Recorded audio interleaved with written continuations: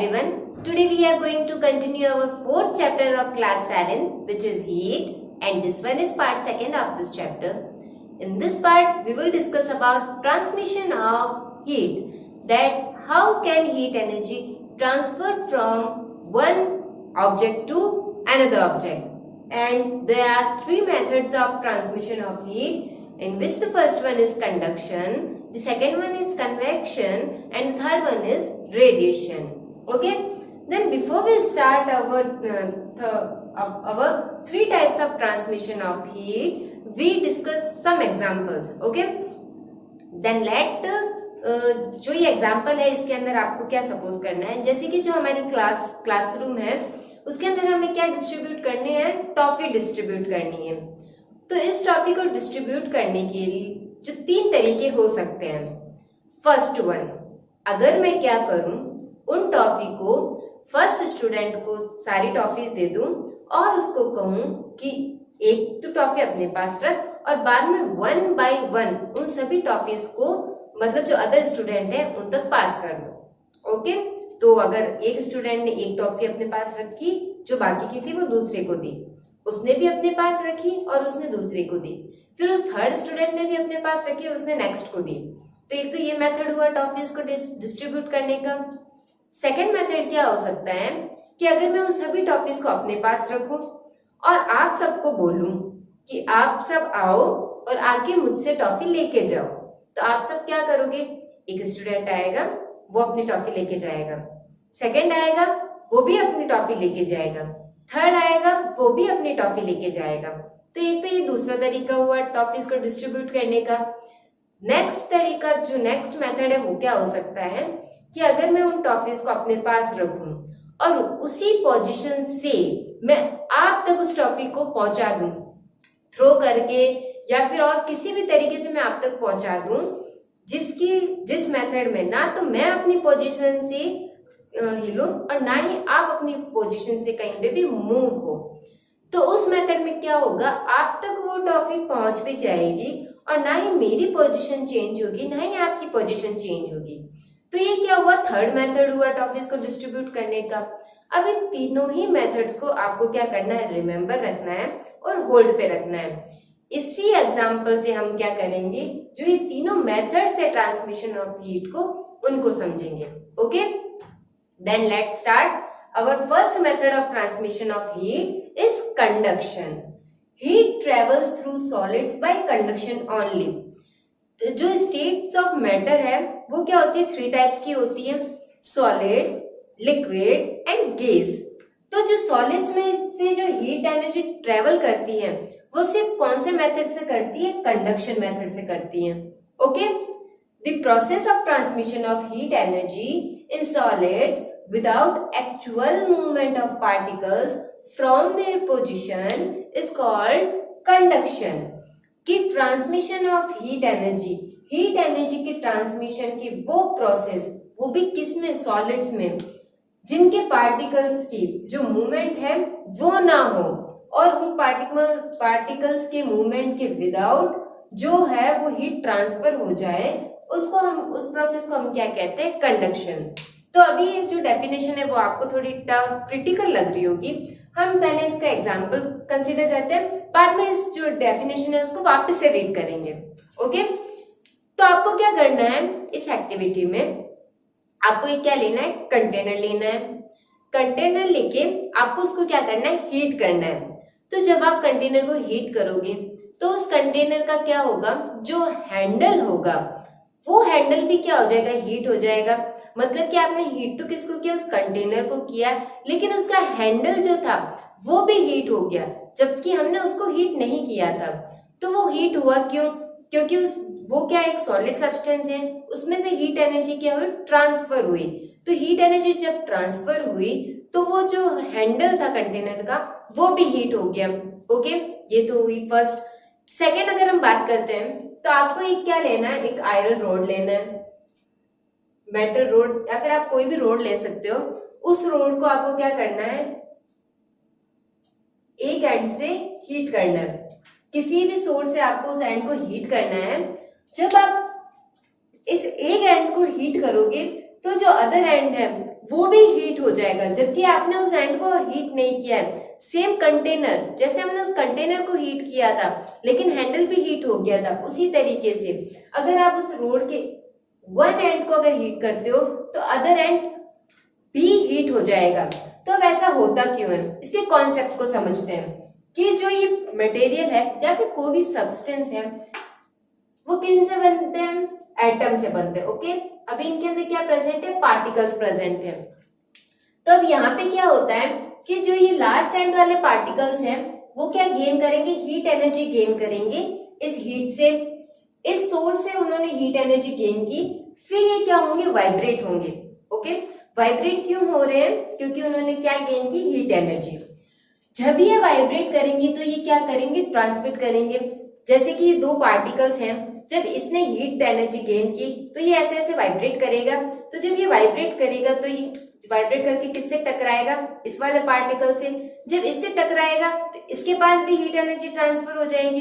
अब इसके पास भी एनर्जी आ गई है तो ये भी वाइब्रेट करेगा, फिर ये अपने नेबर वाले पार्टिकल को देगा, फिर अपने वो भी नेबर वाले पार्टिकल को देगा। ऐसे करते करते जो हीट एनर्जी वो कहाँ तक चली जाएगी, लास्ट तक। मतलब कि ये हीट एनर्जी तब तक ट्रांसमिट होती रहेगी जब तक कि लास्ट एंड या फिर लास्ट पार्टिकल तक वो हीट डिलीवर ना हो गई हो। ओके, तो जो कंडक्शन प्रोसेस है वो कैसे होता है कि बिना पार्टिकल्स की पोजीशन में चेंजेस आए या फिर बिना मूवमेंट के अगर सॉलिड एनर्जी में हीट एनर्जी अगर ट्रांसमिशन हो रहा है तो हम उस प्रोसेस को क्या कहते हैं, कंडक्शन। ओके, तो अभी ये जो रोड है वो किस तरीके से गर्म हुई है, तो कंडक्शन मेथड से गर्म हुई है। The substances which allow heat energy to flow through them easily are called conductors. जो सब्सटेंस अपने अंदर से हीट को इजीली अलाउ कर देते हैं, मतलब कि इजीली पास होने को अलाउ कर देते हैं, उन सब्सटेंस को हम क्या कहते हैं, कंडक्टर्स। फॉर एग्जाम्पल मेटल्स, जितने भी मेटल्स होते हैं वो जनरली क्या होते हैं, गुड कंडक्टर्स ऑफ हीट होते हैं। मतलब कि मेटल्स में से जो हीट है वो इजीली ट्रांसफर हो सकती है। Next one is the substances which do not allow the heat energy to flow through them easily are called insulators. वो सब्सटेंस जिसमें से जो हीट एनर्जी वो इजीली ट्रांसफर नहीं हो सकती है, उन सब्सटेंस को हम क्या कहते हैं, इंसुलेटर्स और बैड कंडक्टर्स।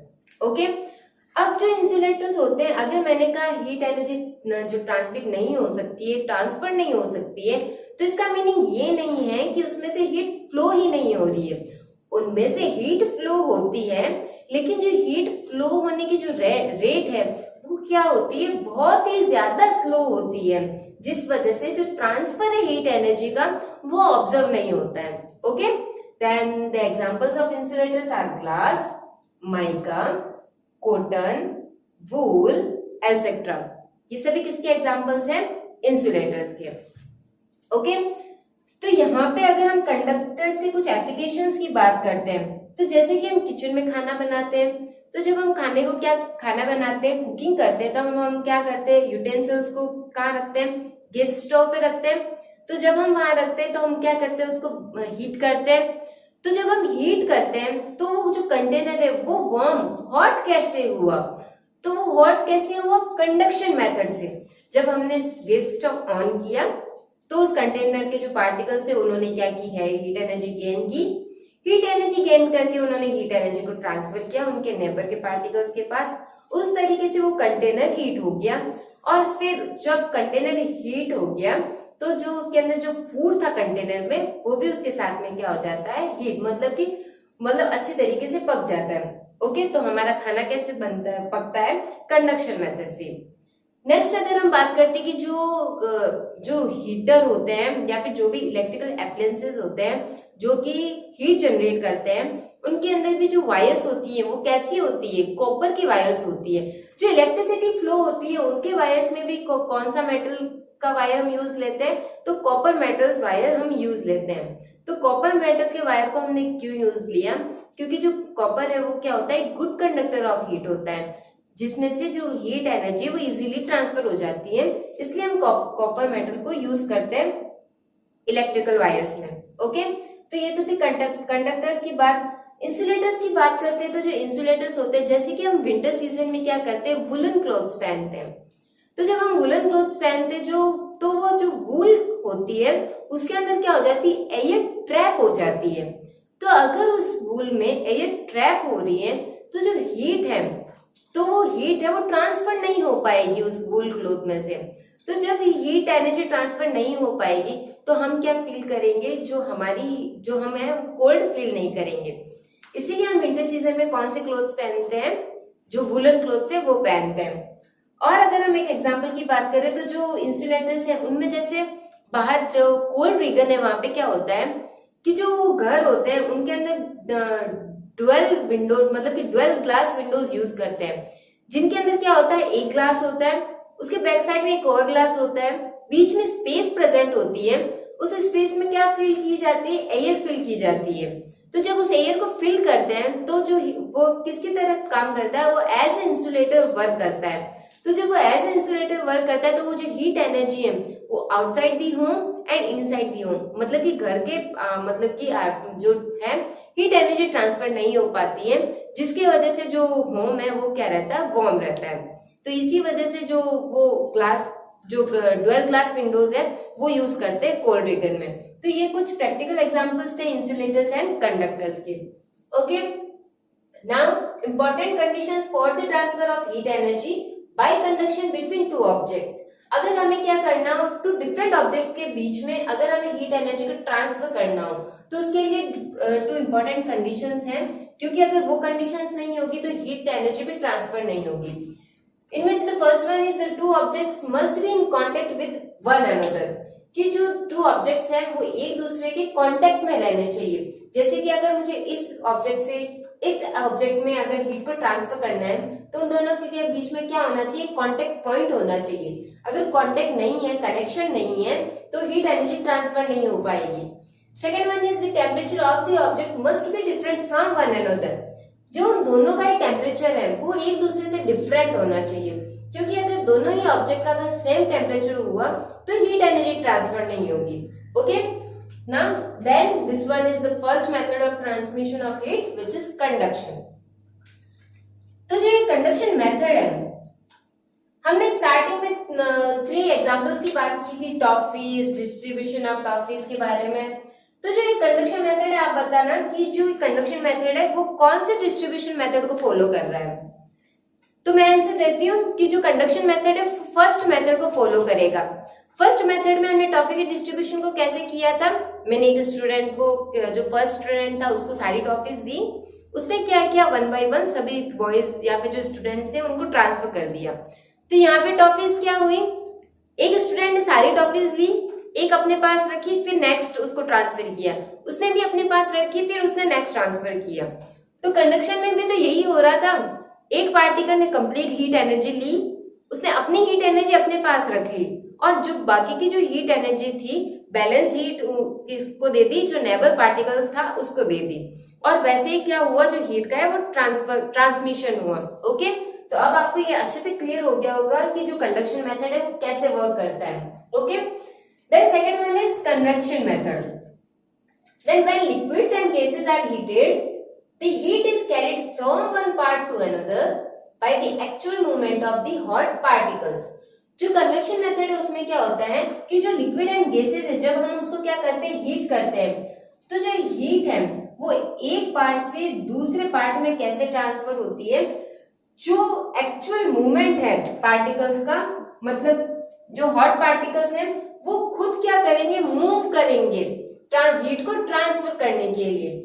कंडक्शन मेथड के अंदर वो जो हॉट पार्टिकल्स थे वो उनका सेल्फ मूवमेंट नहीं हो रहा था, लेकिन कन्वेक्शन मेथड में क्या होता है, जो पार्टिकल्स होते हैं वो खुद मूव करते हैं। तो इसकी डेफिनेशन को डिस्कस करने से पहले हम क्या करेंगे, जो कन्वेक्शन मेथड है उसका एक एग्जांपल डिस्कस करेंगे। हमें क्या लेना है, कंटेनर लेना है, उस कंटेनर में हमें क्या लेना है, वाटर। ओके, हमने उसके अंदर वाटर लिया और हमें क्या लेना है, एक बर्नर लेना है, ताकि हम क्या कर सके, उस वाटर को हीट कर सके।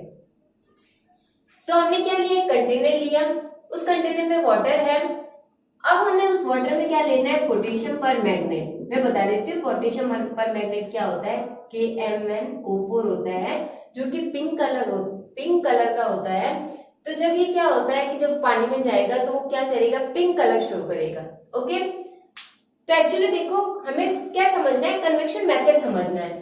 तो अभी यहाँ पे क्या होगा कि जो ये वाटर है हमने उसके अंदर पोटेशियम परमैंगनेट लिया, जब आप इसको हीट करोगे तो जब हीट करोगे तो आप क्या देखोगे, क्या ऑब्जर्व करोगे कि जो KMnO4 है वो कैसे मूवमेंट कर रहा है, ऐसे अप, वो ऐसे ऊपर जा रहा है, जो कलर है पिंक कलर वो ऐसे आपको ऐसे ऊपर शो होगा, फिर ऐसे। तो जो पोटेशियम परमैंगनेट है वो कैसे फ्लो करेगा, इस तरीके से अपवर्ड एंड देन डाउनवर्ड, वो भी डाउनवर्ड किस साइड में, जो कंटेनर है उसकी वॉल की साइड में। ओके, तो कुछ इस तरीके से जो पोटेशियम परमैंगनेट है वो मूव करेगा। ओके, तो जो ये मूवमेंट होगी तो जब आप इसको ऑब्जर्व करोगे तो आपको क्या लगेगा कि जो वाटर है उसके अंदर क्या फॉर्म हो रही है, पिंक कलर की स्मोक फॉर्म हो रही है। मतलब कि जो सिगरेट में से जैसे धुआं निकलता है उसी धुएं की जैसे आपको इसमें भी क्या होगा, ऑब्जर्वेशन होगा। तो जो ये पिंक कलर की जो ये वाइब्रेशन है वो क्यों हो रहा है, क्योंकि जो पिंक कलर जो पोटेशियम परमैंगनेट है वो जो क्या हुआ, जब उनके पास हीट एनर्जी आई तब उनके जो पार्टिकल्स थे वो क्या हो गए, बहुत ही ज्यादा हॉट हो गए। तो हॉट पार्टिकल्स ने क्या किया, खुद ने मूवमेंट किया। तो वो सब कहाँ गए, जब वो हॉट हो जाएंगे मतलब वो गर्म हो जाएंगे पार्टिकल, तो जो उनका वेट होगा वो क्या हो जाएगा, लाइट हो जाएगा। जब उनका वेट लाइट हो जाएगा तो वो किस तरफ मूवमेंट करेंगे, अपवर्ड। तो जब वो ऊपर जाएंगे तो ऊपर क्या प्रेजेंट है, कोल्ड प्रेजेंट, मतलब कोल्ड वाटर प्रेजेंट है। तो जब वो उसकी कांटेक्ट में आएंगे तो वो क्या हो जाएंगे, कोल्ड हो जाएंगे। तो फिर से वापस जब कोल्ड होंगे तो उनका वेट क्या हो जाएगा, हैवी हो जाएगा। तो वो जब वेट हैवी होगा तो वो वापस कहाँ आएंगे, डाउनवर्ड, नीचे आएंगे। तो वो नीचे आएंगे तो वो फिर से हीट गेन करेंगे और फिर से हॉट हो जाएंगे, फिर से लाइट पार्टिकल्स, ऐसे ही करके क्या होती है, पार्टिकल्स की मूवमेंट होती है। तो जैसा कि आपने ऑब्जर्व किया होगा कि जब आप क्या करते हो सर्दियों में, जैसे जो टी होती है वो मैक्सिमम सभी को पसंद होती है। तो जो टी होती है वो क्या होती है, आप जब उसको ठंडा करने के लिए रखते हो, मतलब कि जैसे थोड़ी देर के लिए रह जाएगी, थोड़ी सी ठंडी हो जाएगी, फिर इसको आप ड्रिंक करोगे, तो क्या होता है कि जो टी होती है वो ऊपर से तो आपको गर्म लगती है, लेकिन जब आप उसको फिनिश करने वाले होते हो तब आप क्या ऑब्जर्व करते हो कि जो चाय थी, जो टी थी, वो ऊपर से तो क्या थी, गर्म थी, लेकिन वो नीचे से क्या थी, ठंडी थी। तो वो नीचे से ठंडी क्यों होती है, क्योंकि जो टी थी उसके जो हॉट पार्टिकल्स, जो बॉटम वाले पार्टिकल्स थे वो कहाँ चले गए, ऊपर चले गए, क्योंकि जो उनका वेट था वो लाइट था। और जो कोल्ड था वो क्या, मतलब कि जो कोल्ड वाले पार्टिकल्स थे वो क्या थे, वेट में हैवी थे, तो वो कहाँ आ जाते, नीचे आ जाते बॉटम में। तो जो हमें चाय है वो ऊपर से तो हमें गर्म लगती है, लेकिन नीचे से हमें ठंडी लगती है। वैसे ही जब हम पानी को गर्म करते हैं, जब हम पानी को बॉईल करते हैं तो सबसे पहले कहाँ पे बॉईल होता है, सरफेस एरिया पे। जो ऊपर वाला पानी होता है वो सबसे पहले बॉईल होता है, जो बॉटम वाला पानी होता है वो बाद में बॉईल होता है, क्योंकि हॉट पार्टिकल्स क्या होते हैं, ऊपर जाते हैं, और जो ऊपर वाले पार्टिकल्स है वो फिर से नीचे आते हैं। तो इस तरीके से जो ये कन्वेक्शन की प्रोसेस है वो होती रहती है। Okay, now we come on the definition of convection. Then the movement of the particles due to the temperature difference between different parts of the same substance is called convection. Convection method में क्या होता है कि जो particles होते हैं वो क्या करते हैं, मूवमेंट करते हैं। वो मूवमेंट भी कहाँ करते हैं, उसी पार्ट में करेंगे जहाँ पे क्या प्रेजेंट होगा, टेम्परेचर डिफरेंस। जैसे कि जो अपर पार्टिकल है उसका टेम्परेचर हाई लो है, नीचे का टेम्परेचर हाई है, तो इसका मतलब कि जो कंटेनर है उसी में ही टेम्परेचर डिफरेंस है। तो टेम्परेचर डिफरेंस होने की वजह से जो पार्टिकल्स है उनका मूवमेंट होता है, पार्टिकल्स के मूवमेंट होने की वजह से जो हीट है वो ट्रांसफर होती है, और इसी ट्रांसफर ऑफ हीट है, इस मेथड को हम क्या कहते हैं, convection. And now the applications of convection. Convection के कई सारे एप्लीकेशंस हैं जो कि हम हमारे डेली लाइफ में ऑब्जर्व करते हैं। In which first one is ventilation in rooms. हमारे रूम्स या फिर जो हमारे home, schools and any buildings जो भी होती है वहाँ पे क्या होता है, वेंटिलेशन होता है। जो हमारे रूम में जो वेंटिलेशन है वो कहाँ पे होता है, जो हमारा डोर होता है उसके ऊपर होता है, मतलब अपर साइड में होता है। तो हम इस वेंटिलेशन को अपर साइड में क्यों रखते हैं, क्योंकि देखो इसका रीजन क्या है, इसका रीजन कन्वेक्शन ही है। हमें क्या चाहिए, हमें कोल्ड जो भी एयर है वो चाहिए, या फिर क्या होता है कि जो हमारी रूम होता है उसके अंदर एयर प्रेजेंट होती है, hot air and cold air. तो फिर जो अपर साइड में वो कौन सी एयर जाएगी?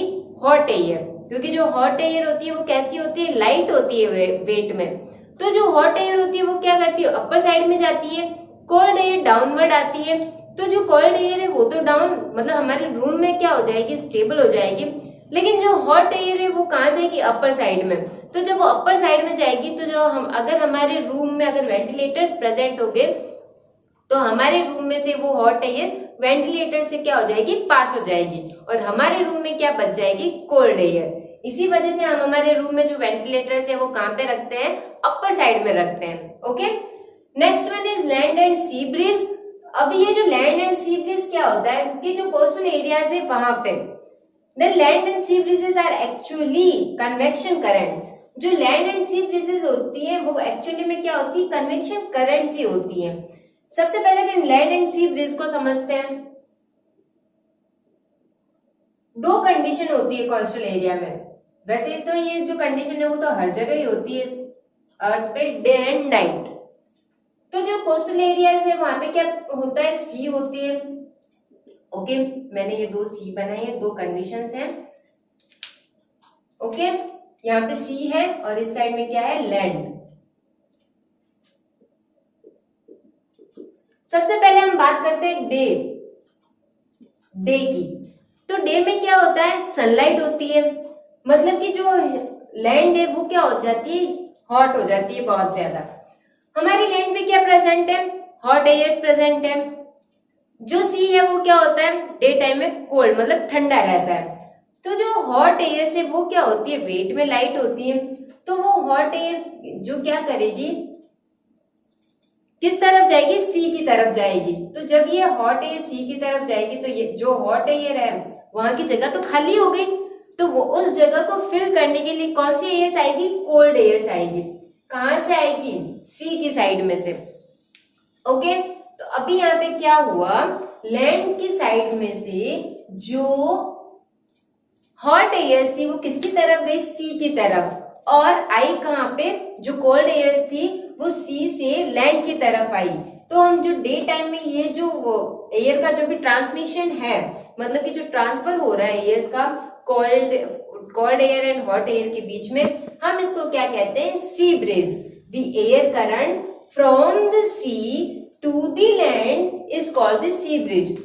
जो एयर करंट्स है जो कि सी से एयर की तरफ आती है उसको हम क्या कहते हैं? Sea breeze. Okay, and the air current from the land to the sea is called the land breeze. और जो एयर करंट लैंड से सी की तरफ जाती है उसको हम क्या कहते हैं?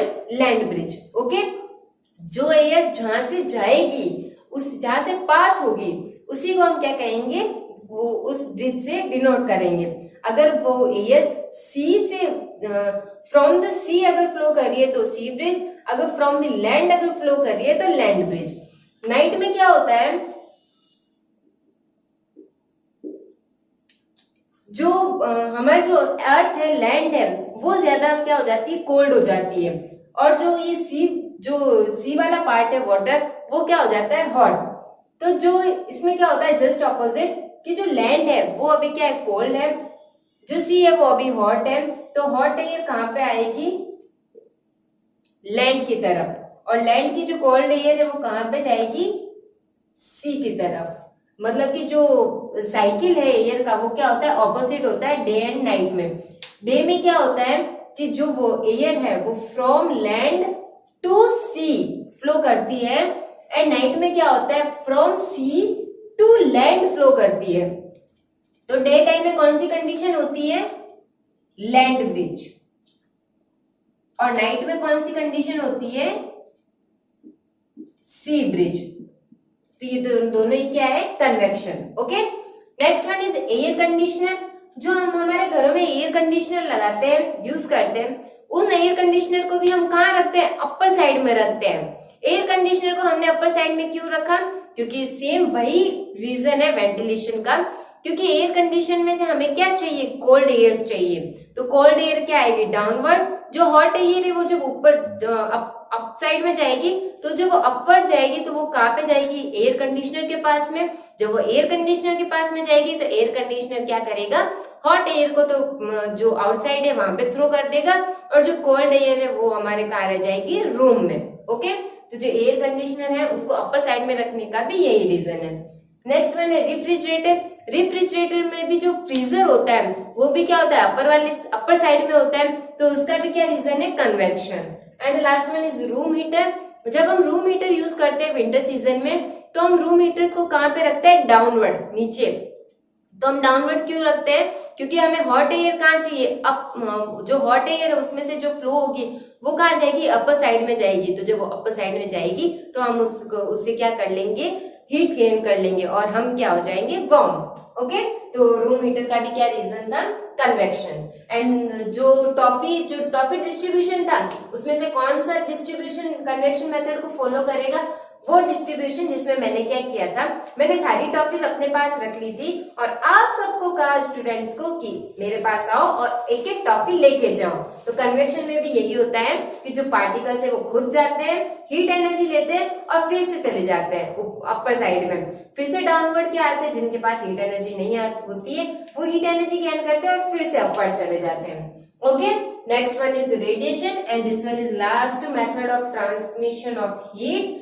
And in this method, the transfer of heat energy from a hot body to a cold body without the presence of any medium is called radiation. बिना किसी मीडियम के अगर जो हीट एनर्जी है हॉट बॉडी से अगर cold body में अगर ट्रांसफर होती है तो हम उसको क्या कहते हैं, रेडिएशन कहते हैं. All substances, whether solids, liquids or gases, transfer heat by radiation. चाहे कौन से भी स्टेट में अब सब्सटेंस प्रेजेंट हो, सॉलिड, लिक्विड और गैस, जो हीट है वो ट्रांसफर हो सकती है रेडिएशन मेथड से. जो कंडक्शन मेथड था वो सिर्फ जो सॉलिड्स होते हैं उनमें प्रोसीड करता है. जो कन्वेक्शन मेथड होता है वो सिर्फ गैसेस एंड लिक्विड्स में प्रोसीड करता है. बट जो रेडिएशन है वो सॉलिड्स, लिक्विड्स और गैसेस हो उसके ऊपर रेडिएशन जो मेथड है उसके ऊपर कोई भी इफेक्ट नहीं होता है. अब हम बात करते हैं रेडिएशन के एप्लीकेशन की, कि जो रेडिएशन का एप्लीकेशन है अब हम उसको कैसे समझे कि जो रेडिएशन है उससे हीट एनर्जी कैसे ट्रांसफर होती है. तो ये हमारा एक प्यारा सन है और ये हमारी नीली धरती है. जो सन है वो क्या करता है, सनलाइट पास करता है. तो जो सनलाइट पास करेगा तो वो कहाँ पे पहुंचेगी, हमारी अर्थ पे पहुंचेगी. तो ना तो यहाँ पे क्या था, हम ना तो कंडक्शन मेथड हो रहा था ना ही कन्वेक्शन. यहाँ पे कौन सा मेथड होता है, रेडिएशन मेथड होता है ट्रांसफर ऑफ हीट का. तो जो सन है वहां से क्या पास होगी, सनरेज. तो जो सनरेज पास होगी, लेकिन जो यूनिवर्स है मतलब जो यूनिवर्स है उसके अंदर क्या प्रेजेंट, ये हमारा क्या है, स्पेस. स्पेस में क्या है, वैक्यूम, मतलब कि ये प्रेजेंट नहीं है. तो मीडियम भी नहीं है. तो विदाउट मीडियम जो सन से जो सनरेज है वो कहाँ पे पहुंच रही है, हमारी अर्थ पे. तो इस मेथड को हम क्या कहते हैं, रेडिएशन मेथड से. ओके, सन से सनरेज हमारी अर्थ पे पहुंच रही है और इस सनरेज से हम क्या फील करते हैं, वार्म फील करते हैं. तो इसी जो मेथड है ट्रांसमिशन के उसको हम क्या कहते हैं, रेडिएशन. टॉपिक के डिस्ट्रीब्यूशन की बात करते हैं. तो रेडिएशन कौन से डिस्ट्रीब्यूशन को फॉलो करेगा, लास्ट मेथड को, जिसके अंदर हमने क्या किया था, ना तो मैं अपनी पोजीशन से मूव हुई थी ना आप अपनी पोजीशन से मूव हुए थे. मैंने अपनी ही पोजीशन से आपकी तरफ जो टॉफी है वो क्या की थी, पहुंचाई थी. तो उस मेथड को कौन सा मेथड फॉलो करता है, रेडिएशन मेथड को. रेडिएशन मेथड में भी जो ऑब्जेक्ट्स है वो अपनी पोजीशन से मूव नहीं होते, लेकिन फिर भी उन तक जो हीट है, हीट एनर्जी है वो पहुंच जाती है. Okay, then this one is the radiation method of transfer of heat. Then with this topic, our part 2 of this chapter and the chapter of 4th of class 7th is now completed. Thank you.